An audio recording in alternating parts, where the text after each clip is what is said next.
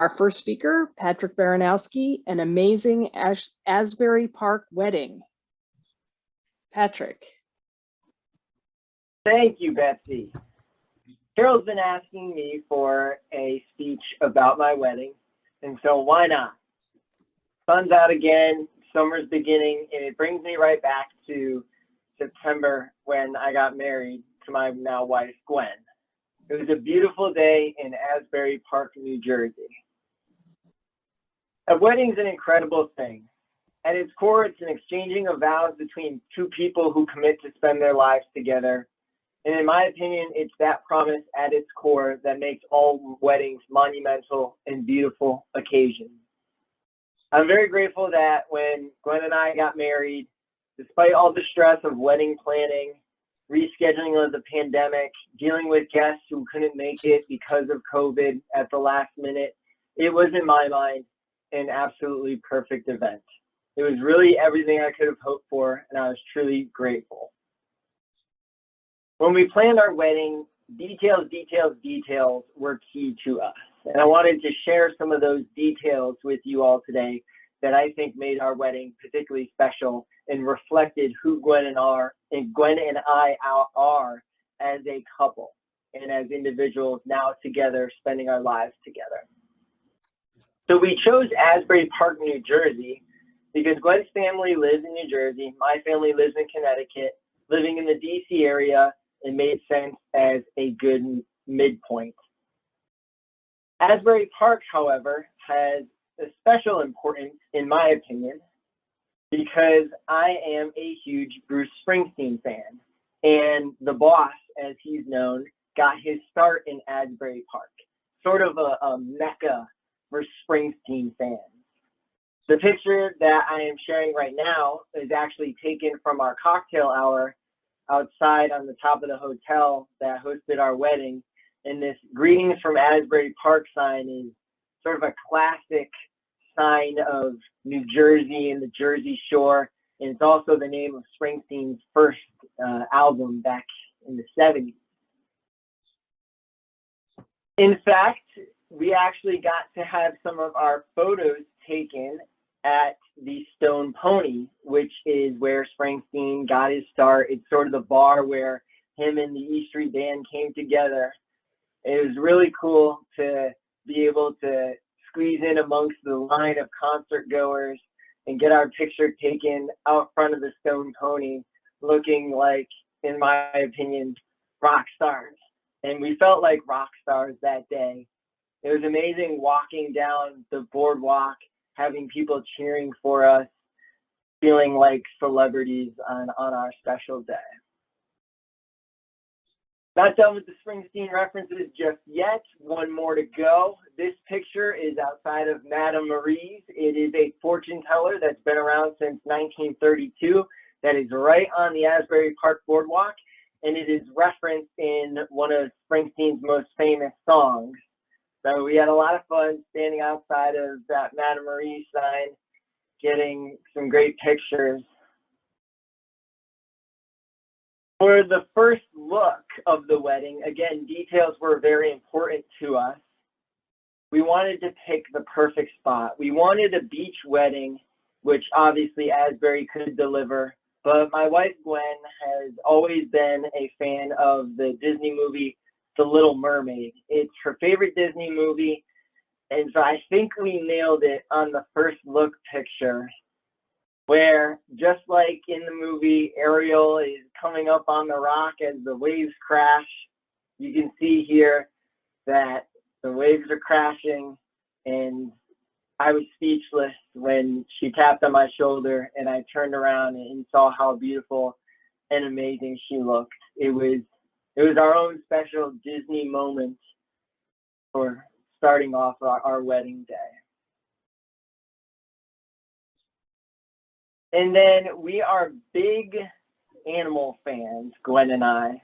We have 3 pets, our dog Mackenzie, who's a rescue, and then our 2 cats, Dobby and Simba. Unfortunately, cats on the beach for our ceremony didn't seem like a great idea. It's kind of one big litter box for them, but we found a unique way to incorporate our cats and Mackenzie with our specialty cocktails for the wedding. There was the Dabarita, named after our cat Dobby. That's a classic margarita. There was the Sim Ricky, also known as like a Gin Ricky. And then there was the Mackenzie Mule, or basically a Moscow Mule. I stuck with the Sim Ricky all night. It was delicious and refreshing, and we really got a kick out of the designs with the monocle on our cat or a sombrero on our cat. We thought it was really cool, and we actually still have that hanging now above our bar area in our home. But I think Mackenzie really did steal the show. For the ceremony itself, it was beachfront. And let me zoom in a little bit. It was beachfront and the weather was absolutely perfect. We stood before a nice chuppah, and you can see Mackenzie there. Although everyone else was really absorbed with the ceremony, Mackenzie seemed to be a little bit bored and just laying in the sand, taking a bit of a snooze.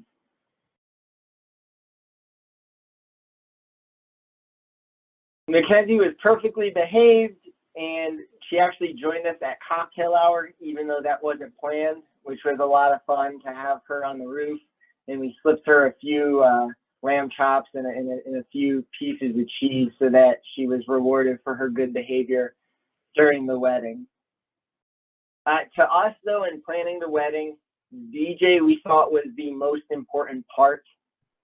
After COVID and all of the lockdowns, we wanted a rager, not just a celebration. And in fact, when we set the new date after postponing, we sent out invites that basically said, round 2, let's rage. We wanted to let up all of that stress and anxiety of being cooped up during COVID from the lockdowns to just release itself in an epic dance party. Our first dance was to the Coldplay song Yellow. We're actually both really big Coldplay fans, and we were able to see them last week when they came to the DC area. I wish we had seen them in New Jersey, though, because the next night when they played at MetLife Stadium, Bruce Springsteen joined Coldplay on stage for a few songs. Now we know in the future we just got to go to New Jersey for all the concerts because the boss might show up. But we did get that rager because we meticulously curated our set list with our DJ. He basically allowed us to pick 20 songs that were must plays, meaning he would absolutely play them during the ceremony, during the wedding, during the reception. We went over that by about 10.